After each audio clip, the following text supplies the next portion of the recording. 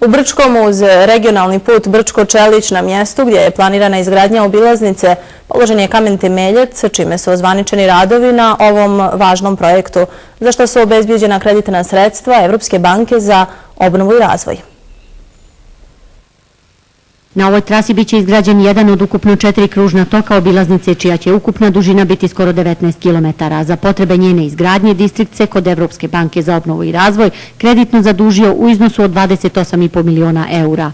Posao glavnog izvođača radova, vrijedan više od 24 miliona eura, dobila je firma Rubau Konstrukcione.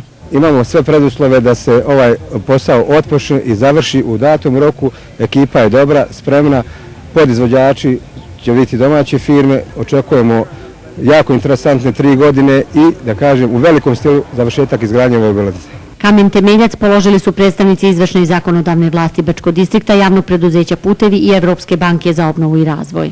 Na ovom projektu se radilo 12 godina, evo danas je svečano krenula obilaznica oko grada Brčkog.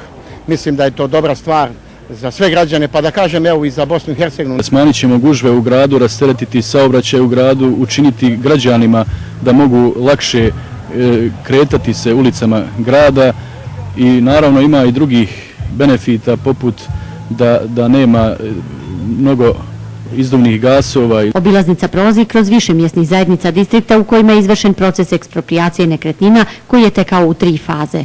Eksproprisali smo sigurno preko 600 parcela, eksproprisali smo 23, mislim, stambena objekta, 3-4 poslovna objekta, nekoliko desetina pomoćnih objekata. Većina sporova završena je tokom prošle godine, preostalo je još svega nekoliko parničnih postupaka, a kada se cijeli posao okonča, onda će ovakve gužve kroz grad biti pravo.